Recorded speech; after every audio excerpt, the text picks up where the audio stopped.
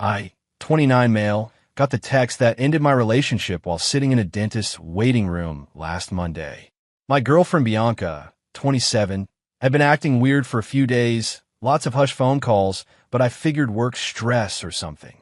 The text came at 2:17 p.m. Bianca, hey babe, quick heads up. Remy is going through a rough patch and needs somewhere to crash for a few weeks. He's moving in tonight. I know this is sudden, but it's not negotiable. He's in a bad spot, and I owe him this. Remy, her ex, the guy she dated for 3 years before me. The one she swore was completely out of the picture. I sat there, mouth still numb from Novocaine, rereading it. Not negotiable. In the apartment we've been sharing for 8 months, where we split everything 50-50ths. My response, no problem. Bianca, really? Wow, thanks, babe. I knew you'd understand. He'll be on the couch. Won't be in the way. Me, all good. Handle it however you need to. Bianca, you're the best. 2 hearts. Here's the thing about our living situation that Bianca apparently forgot. We're both on the lease, yeah, but the lease is month to month. Either party can give 30 days notice to the landlord to remove themselves. And more importantly, the security deposit, that was entirely mine. $2,400. She couldn't afford her half when we moved in, promised to pay me back. Never did. I left the dentist and went straight back to work. Acted normal. Texted Bianca about dinner plans like nothing was wrong. Then I started making calls. First call, my buddy Jerome. Asked if I could crash at his place for a few nights. He had a spare room, no questions asked. Second call, the landlord, Mr. Anderson. Explained I needed to remove myself from the lease, effective immediately due to an emergency situation. He said I need to give 30 days notice. I asked about the provision for domestic situations, when one party needs immediate separation. He said if both parties agree, it can be expedited. Third call, my cousin who owns a moving company. Asked if he had a truck available that evening. He did. Went home at 5 p.m. Bianca wasn't there yet. Perfect. I started packing. Not frantically, not angrily. Methodically. My clothes, my electronics, my kitchen stuff, I bought most of it. My furniture, the TV, the good couch, my desk setup. Left her stuff. Left the old futon she'd brought from her previous place. Left her decorations. By 7 p.m., I'd loaded everything into the truck. The apartment looked sparse, but livable. She still had basics. Then I sat down and wrote a letter to leave on the counter. Bianca, you said Remy moving and wasn't negotiable. I respect that. You've made your choice about what you need. I've made mine. I've moved out and initiated my removal from the lease. Mr. Anderson has your contact information for the transfer. The full rent, $1,850, is due on the 1st. The security deposit was paid entirely by me, so that will be returned to me when the lease ends. Best of luck with everything. P.S. The utilities are in my name. I'll be canceling them tomorrow at noon. You want to set up new accounts. Left my key on the counter. Took photos of the apartment's condition, spotless, no damage. Sent an email to Mr. Anderson with the photos, confirming my move out, and providing Bianca as the sole contact for the lease going forward. Then I left. Got to Jerome's place around 8 p.m. Turned off my phone. Opened a beer. Felt free. Like when you finally rip off a Band-Aid that's been slowly peeling anyway. Turned my phone on the next morning to 63 texts and 19 missed calls. Update 1. The meltdown was exactly what you'd expect, but with some extra spice I didn't see coming. The text started around 9 p.m. that first night, right after she got home and found my letter. Bianca, what the hell? Where are you? This isn't funny. You took the TV? Call me now. How could you do this? Remy is here, and there's nowhere for him to sleep properly. You're being so immature. Then the call started. I didn't answer. She left voicemails that progressed from confused to angry to tearful to furious. 3 a.m. You need to grow up and come home. We could talk about this. 6 a.m. The landlord called. What did you tell him? You can't just leave me with the full rent. 8 a.m. The power company says the account is scheduled for disconnection. You wouldn't. Noon. She found out I would. The power was cut. That's when she switched tactics and got her friends involved. Her best friend Carly called. What kind of man abandons his girlfriend because she's helping a friend in need? Her sister Delia texted, Bianca is crying. How can you be so heartless? Remy is practically homeless. Even got a text from a number I didn't recognize. Hey man, this is Remy. I don't know what your problem is, but Bianca is really upset. Be a man and come sort this out. The audacity. Her ex texting me about being a man while sleeping in what was my apartment. I responded to exactly one person, Bianca. One text. You said it wasn't negotiable. I agreed. My decision to leave isn't negotiable either. Direct all apartment concerns to Mr. Anderson. Then I blocked her number. Blocked Carly. Blocked Delia. Blocked Remy. Went about my day. But here's where it gets interesting. That evening, I get a call from Mr. Anderson. Mr. Anderson, hi. I have Ms. Rivera here, saying she can't take over the full lease. She's saying you abandoned her without notice? Me? I gave you notice yesterday. Sent the documentation. She informed me her ex was moving in, said it wasn't negotiable. I chose to leave. Mr. Anderson, I see. Well, she's saying she can't afford the full rent. Wants to keep it split. Me? That's between you and her now. I've formally removed myself with proper notice. Mr. Anderson, the thing is, if she can't take over the lease alone and you've withdrawn, I'll need to start the eviction process. The rent is due in 5 days. Me, I understand. That's unfortunate. Later found out from Jerome, who heard from his girlfriend who knows Carly, that Bianca was scrambling. Remy, the guy she was helping, unemployed, been couch surfing for 2 months. Not only could he not help with rent, he was eating her food and using her Netflix all day. She tried to get Remy to leave, so I'd come back. He refused, said she'd offered him a few weeks and he needed it. She'd already told everyone what a good person she was for helping him. Couldn't back out now without looking bad. The rent deadline was approaching. This was about to get messy, eh? Update 2. The first of the month came and went. Bianca did not pay the full rent. She tried to pay half, $925, which Mr. Anderson rejected. It was all or nothing. She had until the 3rd before late fees kicked in and the 5th before eviction proceedings would start. On the 2nd, I got an email from her. She'd created a new email just to contact me since I'd blocked her everywhere else. Subject, please. I can't afford this place alone. You know that. I don't understand how you can be so cruel. Remy is leaving tomorrow, but the damage is done. I need you to come back and at least help with this month's rent. I'll pay you back. Please don't do this to me. I didn't respond. On the 3rd, the dirty trick started.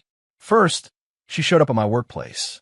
Security called up to my desk saying my wife was there for a lunch date. I told them I wasn't married and to please escort her out. She made a scene. Security had to physically remove her while she screamed about me owing her money. That evening, Jerome showed me her Instagram. She'd posted a sob story about being abandoned by someone she thought loved her and how she was facing homelessness because of a vindictive ex. The comments were brutal for me. People calling me trash, saying she deserved better. Whatever. I don't even have Instagram. But then she escalated to something actually problematic.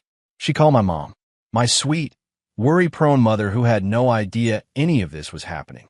Told her I'd abandoned her after she'd lost her job. Lie. That she was pregnant. Massive lie. And that I'd left her for another woman. Also lie. My mom called me in tears. It took an hour to calm her down and explain the truth. I sent her screenshots of Bianca's original text about Remy moving in. My mom was livid.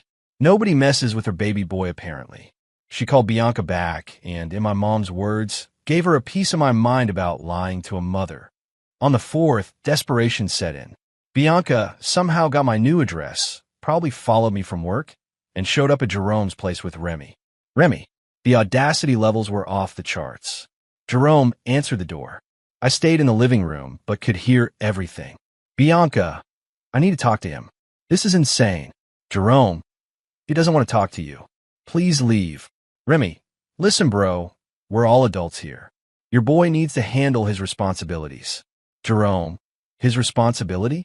You're living in what was his apartment, rent-free, and you want to talk about responsibilities? Bianca, I'll call the cops. He stole my furniture. Jerome, he took his property. I helped him move it.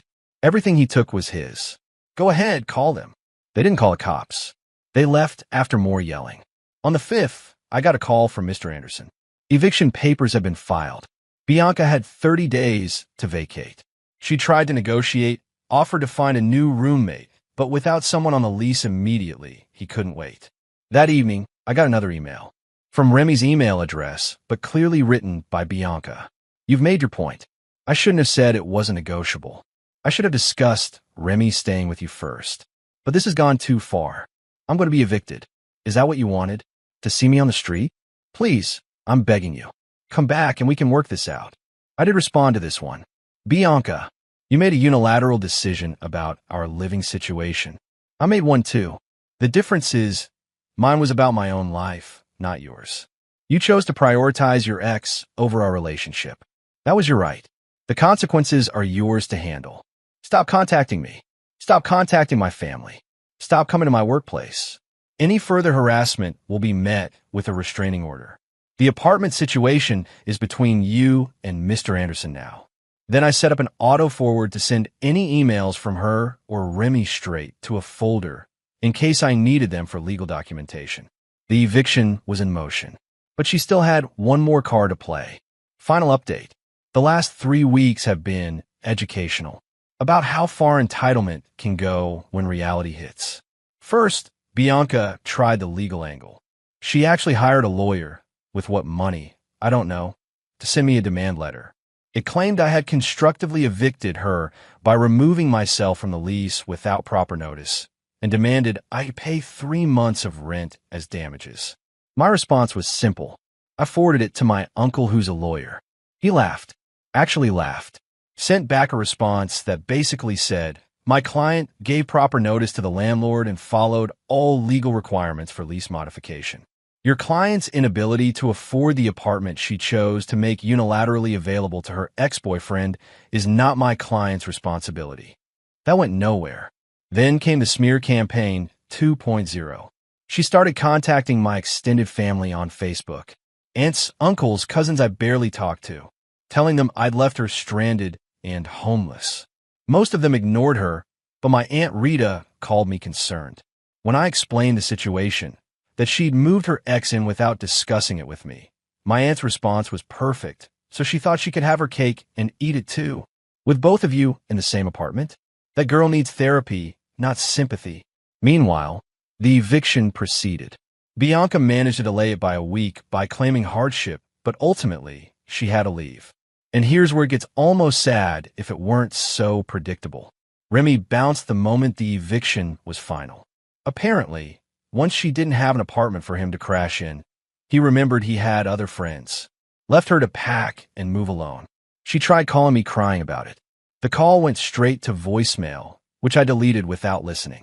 But the real kicker came last week. I ran into Carly at a coffee shop. She tried to ignore me, but I was at the counter when she walked in. No avoiding it. Carly, coldly, hope you're happy. She's living with her parents now. Me, that's unfortunate. Carly, she loved you. She was just trying to help someone. Me, she made a choice. Every adult has that right. So did I. Carly, you destroyed her life over jealousy. Me, no. She destroyed our relationship by moving her ex in without discussion. I just declined to subsidize it. Then Carly said something that actually made me laugh. Carly, she's telling everyone you're abusive, that you financially controlled her. Me, the same everyone who knows she couldn't afford the security deposit, who knows I paid for most of our dates because she was always broke. Good luck with that narrative. She stomped off. Yesterday, I got one final email. Bianca again, new address. I know you hate me now. I get it. I messed up. Remy was a mistake. Moving him in was a mistake. Saying it wasn't negotiable was a mistake. I've lost everything.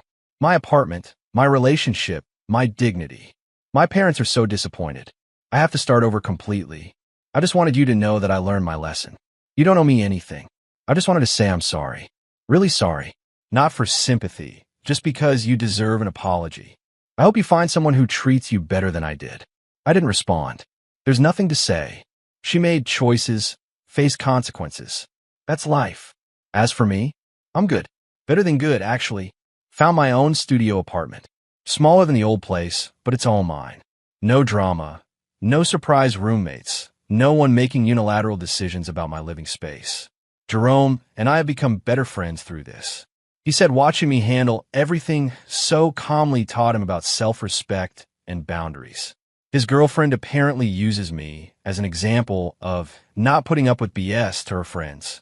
My mom still randomly texts me, "Proud of you for standing up for yourself." She also may have told our entire extended family about that lying girl who tried to trap my son.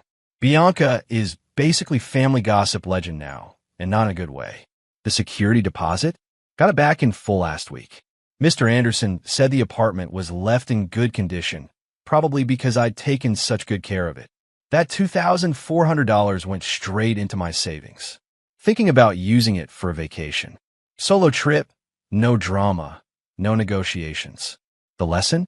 When someone tells you something about your shared life is not negotiable, they're telling you exactly where you stand with them.